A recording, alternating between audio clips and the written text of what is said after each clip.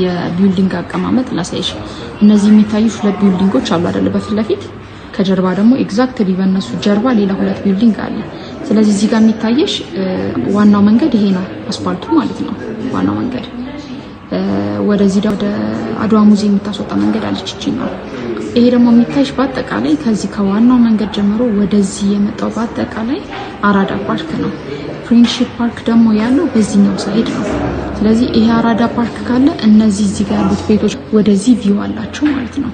ስለዚህ እዚህ ከግራውንድ ጀምሮ እስከዚች ድረስ አራተኛ ድረስ ሱቆች ናቸው። እነዚህ ደግሞ ድፍን የሆኑት ሁለት ፍሎሮች ናቸው፣ አምስተኛና ስድስተኛ ናቸው። እነሱ ደግሞ ለጂም ለስፓ ለማኛ ገንዳ ነው። ስለዚህ ፊት ለፊት ያሉት እነዚህ ሁለቱ ቢልዲንጎች ይታይሻል አይደል? ከጀርባ ደግሞ አራት ቢልዲንግ ስለሆነ ላሳይሽ።